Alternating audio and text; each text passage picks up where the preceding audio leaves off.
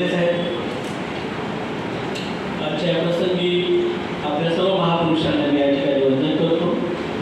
सभागृहामध्ये उपस्थित अतिशय ज्येष्ठ म्हणजे मार्गदर्शक डॉक्टर अमिताभ सर, मोडघरे साहेब, डॉक्टर प्रधान सर आणि भोगाडे साहेब पण आहेत सभागृहामध्ये.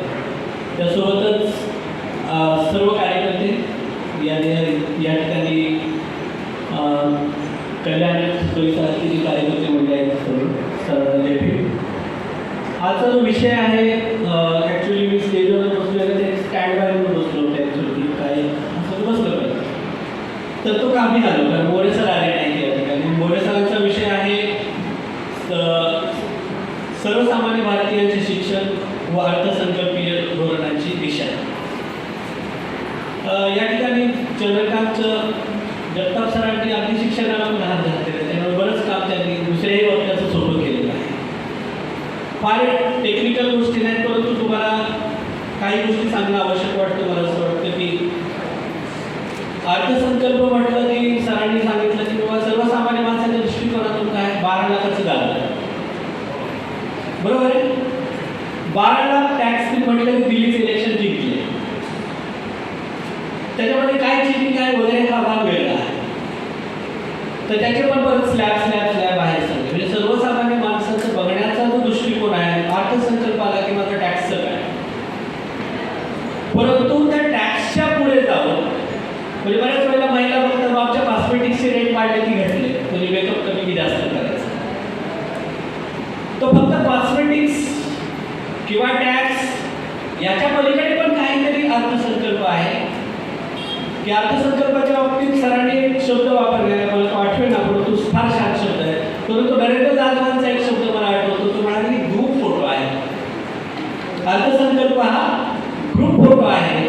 जर या हॉलमध्ये सगळ्यांचा एक ग्रुप फोटो घेतला आणि माझा त्याच्यात फोटो नसला तर मला त्या फोटोची किती किंमत आहे, परंतु शून्य आहे माझ्या दृष्टिकोनात. तुमचा नसेल तर तुम्हाला शून्य आहे. तर भारताचा अर्थसंकल्प त्याच्यात शेड्यूल कास्टचं चित्र नाही, त्यात शेड्यूल ट्राईबचं चित्र नाही, त्याच्यात शेतकऱ्याचं चित्र नाही, त्याच्यात मजुराचं चित्र नाही. या सगळ्यांच्या दृष्टिकोनातून हा अर्थसंकल्प फेकणार आहे काय, बाकी काही नाही, दुसरं काही त्याची किंमत नाही.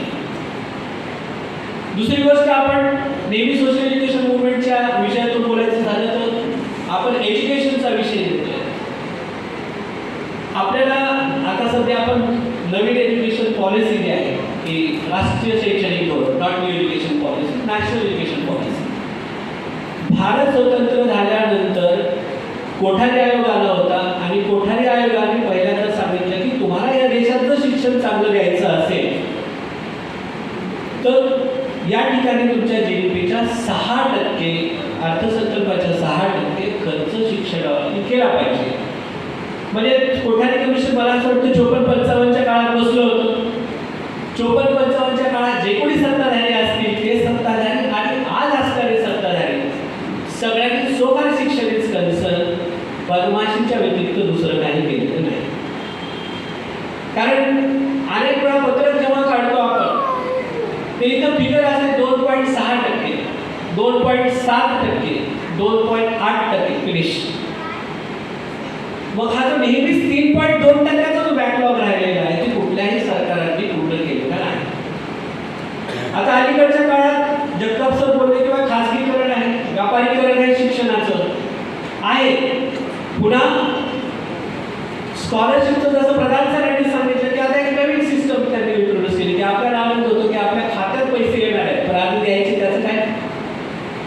तर मला आठवतं मी BEd करत असताना 12,500 रुपये फीस भरायची होती आणि 12,500 रुपये फीस भरणं तर शक्य नव्हतं. करायचं काय नेमकं.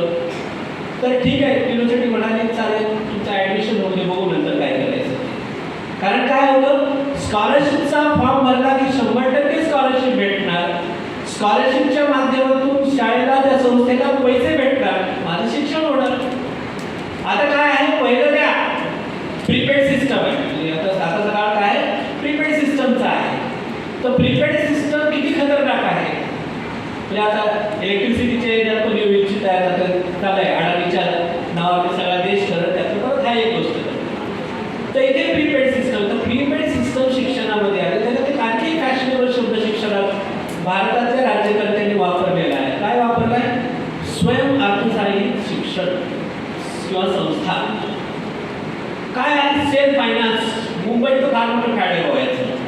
प्रत्येक कॉलेज आणि त्याला एक सेल्फ फायनान्स युनिट आहेच.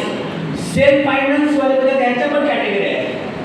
सेल्फ फायनान्स वाले उच्चवर्गीय, अनुदानित वाले बाकीचे शेड्यूल कास्ट अशी बाब.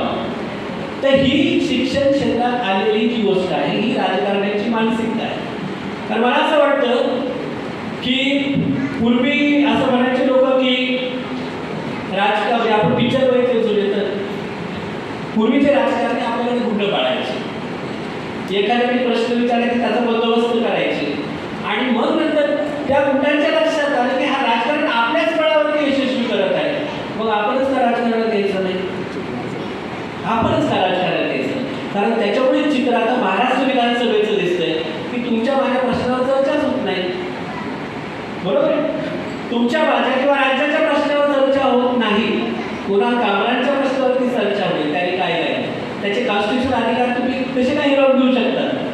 परंतु ज्यांची घुटण्यात अक्कल आहे त्यांच्याकडून दुसरी काय अपेक्षा करतात? बरोबर. नंतर दुसरी गोष्ट आपल्याला दिसतं की अनेक कॉलेजेसला, शाळेला वेगवेगळ्या लोकांची नाव आहेत. फॉर एक्झाम्पल मी ज्या कॉलेजमध्ये नोकरी करतो त्याचं नाव Hazarimal Somani college of commerce and economics. कोण आहे ते हजारीमल सोमानी? मुंबईतले कोणीतरी धराडे होते. त्यांना असं वाटलं की बाबा शिक्षण झालं पाहिजे समाजात, आपण दान दिलं म्हणून त्यांचं कॉलेजला नाव दिलं. एक काळ असा गेल्यानंतर त्यांच्या लक्षात यायला लागलं की दान देऊन यांच्याकडे ॲडमिशनसाठी लाईनीत उभं राहण्यापेक्षा आपलंच का कॉलेज असलं. त्याच्यामुळे घोडावरची युनिव्हर्सिटी आली. बरोबर, त्याच्यामुळे ग्रुप ऑफ एज्युकेशन्स आले. तर या पद्धतीने आणि सगळ्यात महत्त्वाची गमत होती शिक्षण क्षेत्रामध्ये आपल्याकडे की कॅपिटेशन फीवरती कॉलेज असलं करायला पाहिजे. मला वाटतं त्याचे चेअरमन निवडले होते नायकांना, बहुतेक सुधाकरराव नायकांना, आणि त्यांचंच पहिलं कॅपिटेशन फीवाले इंजिनिअरिंग कॉलेज महाराष्ट्रात. आता चोराच्या हाती तिजोरीची चावी किंवा चोराला म्हणजे चोरी करायची चांगली की नाही तर तो चांगलीच म्हणतो चोरी करायची. तर शिक्षण संस्था असाव्यात की नसाव्यात खासगी, अर्थातच रिपोर्ट पॉझिटिव्ह केला. तर ही अशी सुरुवात झालेली आहे. परंतु काय आहे की म्हणतात की बोटाला टच करून दिलं तर गळ्यापर्यंत हात घेणं स्वाभाविक आहे. त्यावेळेच्या विधिमंडळातील सदस्यांनी त्याच्यावरती कदाचित प्रश्न विचारला नसावा, त्यावेळेच्या चळवळ करताना त्याच्यावरती प्रश्न विचारला नसावा, म्हणून आपली आता नैया हीच हालत मी आली. तर अजून भविष्य बरंच काही शिल्लक आहे, असं फारसं सगळंच गेलेलं नाही. कारण तो फटका मारण्याने सगळं दुरुस्त होऊ शकतं, परंतु फटका मारण्यासाठी एकीची ताकद लागते, विचाराची ताकद लागते, विषय कळाले पाहिजे. अर्थसंकल्पाचा विषय आणि लोक प्रचंड बुध असेल, काळजी वाटायला लागली कार्यक्रम घ्यायचा की नाही, 10 किलो करायचं करायचं. आणि अतिशय शहाण्या लोकांचे प्रतिनिधी आहेत आणि एवढे प्रचंड झोपलेले आहेत की कुठेही दगड टाकलं तरी काही खरं नाही. त्यामुळे एवढ्या झोपलेल्या लोकांचं नेमकं करायचं काय, तर त्याच्यामुळे आपली हे सगळं हिरावून केलेल्या गोष्टी होणारच. अर्थसंकल्पात कधीही आपला वाटा येणार नाही जोपर्यंत आम्ही जागे होणार नाही. कारण सभागृहात बसणारे ते आमचे प्रतिनिधी आहेत. बाबासाहेबांच्या भाषेमध्ये बाबासाहेब म्हणाले I want representation by election not by selection. आता हे सगळे सिलेक्टेड आहेत मालकांकडे बघून बोलतील, तुमच्याकडे बघून बोलणार नाही. तुम्ही त्यांचे मालक नाही, त्यांच्या राजकीय पक्षाचे प्रमुख हे त्यांचे मालक आहेत. त्याच्यामुळे त्या इंटरनॅशनल कॉन्फरन्समध्ये प्रश्न विचारला होता की बाबा so many politicians are there, ministers are there, MPs are there, MLAs are there, why don't you ask them for funds. ते देणार नाही तुम्हाला फंड्स. त्यामुळे आमचा शिक्षणाचा विषय तो आहे की शिक्षण आहे आमचं धोक्यात आलेलं आहे, नोकऱ्या आल्या धोक्यात आलेल्या आहेत. कारण कॉन्ट्रॅक्ट आहे प्रत्येकाने. आता भोसले साहेबांनी जे कल्याण डोंबिवली महानगरपालिकेचे जे डॉक्टरचे प्रकरण जे विस्तारलेले आहे, आता ज्याच्या नोकरीची काहीच गॅरंटी नाही तो कशाला एवढी काळजी करणार आहे. कॉन्ट्रॅक्टमध्ये सिंपलच गोष्ट आहे, कॉन्ट्रॅक्टच संपणार आहे, दुसरं काय होणार आहे. परंतु जो रेग्युलर एम्प्लॉई असेल तर त्याला काळजी असते, इन्क्वायरी लागेल, पनिशमेंट होईल, ट्रान्सफर होईल, इन्क्रीमेंट थांबेल, टर्मिनेट होऊ, आणि त्याच्या भीतीपोटी तो अतिशय चांगलं काम करण्याचा प्रयत्न करतो. परंतु जो टेम्पररी माणूस करणार नाही, त्या 2 डॉक्टरचं प्रकरण तसंच आहे. काय त्यातच तुम्ही सांगितलं किंवा कल्याण डोंबिवली महानगरपालिकेचं रिक्रुटमेंट कॉन्ट्रॅक्ट सिस्टम, त्या कॉन्ट्रॅक्टचे परिणाम तर आपण बघू. प्रशासनात जर कॉन्ट्रॅक्टवरती जर लोक आले तर तेही जबाबदारीने काम करणार नाहीत. राज्याचा भट्टाबोळ, देशाचा भट्टाबोळ व्हायला फार वेळ लागणार नाही. विरोध त्याला करावा लागेल, ते करणं फार गरजेचं आहे. त्यासाठी अर्थसंकल्प समजून घ्यावा लागेल, त्यासाठी जमा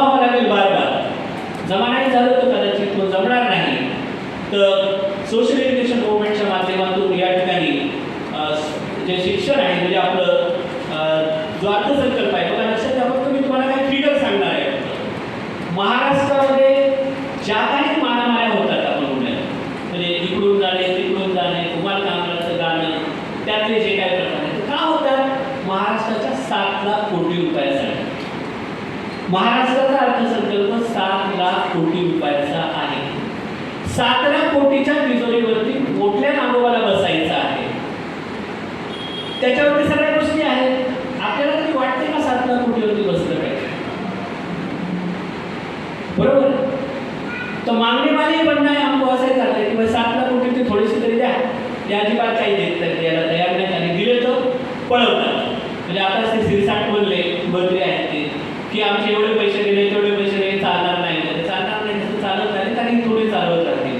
ते 17 कोटी रुपये केंद्र सरकारचा अर्थसंकल्प आहे 50,65,345 लाख करोड रुपये. आता हे लिहिता मला तरी लिहिता येणार नाही, त्याचे लिहायचे फार काळजीपूर्वक बघून वाचले. तर एवढ्या मोठ्या प्रचंड पैशाच्या धन आहे. टाटा बिर्लाचं गाणं सगळ्यांनी सांगितलं सुरुवातीला, हे काय आपले हितचिंतक नाही जे तुम्हाला बघता सांगतील आणि द्यायला ते काय आमचे बाप मामा वगैरे काय लागत नाही. आम्हीच आहोत, आम्हालाच ते मिळवावं लागेल, संघर्ष करून मिळवा, ह्याच्याकडून डिस्काउंट घ्यावं लागेल. त्यासाठी मात्र आमचं जात आहे काय, कारण कोणी ओशो म्हणालेला आहे कि भाई जब तक तुमको ये समझ में नहीं आता है कौन क्या लूट रहा है, मतलब कौन लूट रहा है, क्या लूट रहा है, तब से फर्क सॉरी कौन क्या लूट रहा है आपका जब तक आपको समझ में नहीं आता है तब तक फर्क नहीं पड़ता है कौन लूट रहा है. तर आमचं शिक्षण लुटलं जात आहे, आमचं आरोग्य लुटलं जात आहे, आमची प्रगती लुटली जात आहे. साहेबांनी जसं सांगितलं किंवा LLP वाले कोणी येत नाही, सदानंदजी बोलले ठीक आहे. आमच्या एंटरप्रेन्योरशिपचा किडाच आणखी फारसा जन्मलेला नाही आणि दुसरी गोष्ट तो जन्मलाच तो जागेवर ठेचला जातो. कसा की प्रॉब्लेम आहे, कटू सत्य आहे, बोलावं लागेल. जागेवर बसलेले पण आमचे नाही, ते नाव आमचं आहे. कदाचित नाव कांबळे असेल, कांबळे साहेब सॉरी काय बोलत नाव कांबळे असेल, कदाचित डोंगरे पण असेल, परंतु तो डोंगरेसाठी कांबळेसाठीच काम करेल याची शक्यता अजिबात नाही. समाज कल्याण मंत्रालयातल्या अनेक प्रोजेक्ट मिळवण्यासाठी अनेक युवकांनी मंत्रालयाचे पाय झुलवले, त्यांचे पाय वाटे लागले, त्यांची वाट लागली पायाची, पण त्यांना प्रोजेक्ट भेटले नाही. कोण जबाबदारी झाला? एंटरप्रेन्योरशिपसाठी कोण जात नाही असा प्रकार नाही. बँक गॅरंटी द्या, कुठून द्या? तो फलक माणूस आहे काय देणार? आणि आमचेच गुरु जे आहेत महात्मा फुले आर्थिक मंडळाचे जे करते धंदे कारभारी ताळे साहेब आणि तुला अनुभव सांगतात की त्यांनी शिकवलं लोकांना कर्ज घ्यायचं 2,500 मला ते 2,500 तू खा नंतर फिरकू नको. म्हणजे आमची हॅबिट पण कोणी बिघडवली तर आमच्याच लोक. तर एंटरप्रेन्योरशिप म्हणून करायला गेला तर तुम्हाला बँक सहकार्य करत नाही, दुसऱ्याची करत नाही, तो वेगळाच भाग आहे. आमचेही करत नाही, कारण हे गायकवाड नावाचे मॅनेजर म्हटले अजिबात आपला माणूस माझ्याकडे पाठवायचा नाही का ते बॅड रेट होतं, बॅडवर होतं. मला बाकीचं टाटा होतं त्याचं काय, अडाणीचं काय, आमचेच 1,000 रुपये दिसले का, आमचेच 2,500 दिसले. तर आमच्याही लोकांमध्ये तो ॲटिट्यूड नाही. तर त्याच्यामुळे आम्हाला बजेट समजून घ्यावं लागेल. आणि एक सरकारच्या वरती काय म्हणतात एक शब्द वापरतात तो मायबाप सरकार, हा एकदम फालतू शब्द आहे. कोई मायबाप सरकार नाही, आम्हीच सरकार आहोत. मी म्हणजे सरकार, सरकार म्हणजे मी. हे माझे अधिकार आहे, माझी तिजोरी आहे, माझं सगळं आहे, ते मला मिळालं पाहिजे. समोर बसलेला माझा फक्त नोकर आहे, बरोबर. आणि ही सगळ्यात तो इम्रान खान की काहीतरी तो ऍक्टर बोलला होता, बाई सिस्टम तुम्हाला समजली पाहिजे. तुम्ही सिस्टमसाठी म्हणजे आमदार महोदय निवडणुकीपूर्वी काही माई आत्ता वगैरे किती कंपनीतून किती कोणात वागतो आणि एकदा निवडून गेला की मारा फेऱ्या तुम्ही. साहेब नाही, घरात असतात झोपलेले, साहेब नाही. नगरसेवक कसा, त्याच्याकडून तुम्हाला म्हणता आलं पाहिजे वोट लवकर आणि ये समोर, तू माझ्यासाठी मी तुझ्यासाठी नाही, तर पुढच्या वेळेस बघतो तुझं काय. पण हे कधी शक्य होईल जेव्हा तुम्ही लेणेवाले नाही होगे, तेव्हा मग ते शक्य आहे. आणि लेणेवाले झाले की मग लाडकी बहीण असेल, लाडका भाऊ असेल, नाहीतर बेवडा भाऊ असेल, चालत राहणार असं. त्यामुळे अर्थसंकल्पातल्या गोष्टी न्याय पद्धतीने जर आम्हाला भेटायच्या असतील तर आम्हाला असे कार्यक्रम म्हणजे सोशल इश्यूज मोडण्याचं त्या ऑब्जेक्टिव्ह आहे. आम्ही शेवटच्या माणसाला समजावून सांगू, कुणाला कुठलीही भाषा कळत नाही, परंतु रुपयाची भाषा कळली असं आम्हाला वाटतं. कारण 1 रुपया जर सरांचा मंगेश मोहन सरांचा पडला, माझा पडला, केळकर सरांचा पडला, कांबळे सरांचा किंवा चंद्रकांत दादांचा पडला, आम्ही कुणीच इग्नोर करणार नाही, मला खात्री आहे. फक्त टाईम व्हेरिएबल असेल त्याचा. कदाचित मी 10 सेकंद बघेल, कदाचित ते 1 सेकंद बघतील, करतील, इग्नोर करतील नंतर असं होऊ शकतं. परंतु इग्नोर 100% कुणी करणार नाही. रुपया सबसे बडा आहे. आमचे करोडो रुपये लुटले जातात. तर आता टाईम नाही त्यामुळे तिथे तपशील देता येणार नाही. आमचं शिक्षण लुटलं जात आहे, बरोबर. आणि शिक्षण आता तुम्हाला जर अनुदानित शाळा तर आता भेटणार नाही. आता चंद्रकांत शाळा कॉलेज उघडा, धंदाच करावा लागेल परत एकदा. आता काय करावं लागेल, आता शाळा कॉलेज काढायचं म्हणजे धंदा करायचा. मग तिथं तुमचा जरी आला तरी फीस घेतल्याशिवाय तुम्ही तो सोडणारच नाही. तिथं कुठं रिझर्वेशन लागू होईल, बरोबर आहे. त्यामुळे आपल्याला म्हणजे समजतात काय, जावई बघताना कुठला बघणारा, जावई पोरीला चांगली नोकरी असणार, बरोबर, सरकारी नोकरी असणार. पण सरकारी शाळेत बरोबर नाही पाठवायचं. ते कशाला, जे शिक्षक सरकारचा पगार देतात ते स्वतःच्या शाळेत पोराला टाकत. त्यांना एवढा कॉन्फिडन्स आहे आम्ही अजिबात चांगलं शिकवत नाही, एवढा कॉन्फिडन्स आहे. तर बेईमानी आहे. हे सगळे शेतचिल्ली आहेत आपले सरकारी क्षेत्रात काम करणारे. हे शेतचिल्लीपणा जरा कमी झाला तर मग मात्र शक्यता वाढू शकते. त्याच्यामुळे थँक्यू. त्याच्यामुळे काय आहे की सरकार हे करणार आहे, पण आम्ही काय करणार हा प्रश्न आहे. आम्हाला सरकारी शिक्षण टिकवायचं आहे. घटनेतला प्रियामधला समाजवाद हा शब्द आम्हाला तसाच राहू द्यायचा आहे का काढून टाकायचा, डिलीट करायचा आहे. ते तर एकदम तयार आहे, एका सेकंड मायक्रो सेकंडमध्ये डिलीट मारतील. पण आमची काय इच्छा आहे, आम्हाला समाजात हवा आहे. समाजाच्या मालकीची उत्पादनाची साधनं हवी आहेत आणि त्यात आमचाही वाटा असला पाहिजे. ती साधनं असताना तो बरे नोकरीच्या माध्यमातून तुम्ही जर आम्हाला प्रोत्साहन देत असाल उद्योगधंदा करायला, आम्ही तयार आहोत त्या माध्यमातून. तर त्यासाठी आपल्याला 7 लाख महाराष्ट्राचे करोड आणि सेंट्रलचे 50 लाख 65,000 आणि 345 करोड लाख करोड रुपये या रुपयाचा हिशोब मागण्याची प्रवृत्ती आमच्या झाली पाहिजे. आणि प्रवृत्ती कधी येईल, जर आम्हाला ते कळालं तर, कोण लुटेले आहेत ते कळालं तर. त्यामुळे आम्ही मग आमच्या लोकांना ते प्रश्न विचारले की बाबा आमच्या प्रश्नात तू का बोलत नाही. कारण आमचे अनेक जायंट किलरचे खासदार आहेत ते म्हणतात मा कसं दुसरे बोलूगा, चुपचाप बैठूगा, नेक्स्ट टाइम तिथे मत जोर देणार नाही.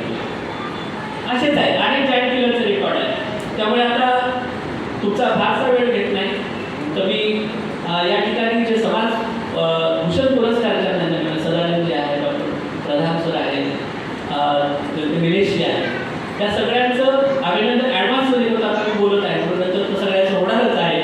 आणि खास करून सगळ्यात महत्त्वाची गोष्ट म्हणजे आज जी परवणी आहे कार्यक्रमाचा जो परमोच्च बिंदू बोलायचा डॉक्टर अमिताभजी सर आहे तिथे, आणि त्यांच्यासाठी तो पुरस्कार आम्ही देतो की आमच्यासाठी फार आमचा पुरस्कार आहे, तो आमचा सत्कार आहे, त्यांचा नाही.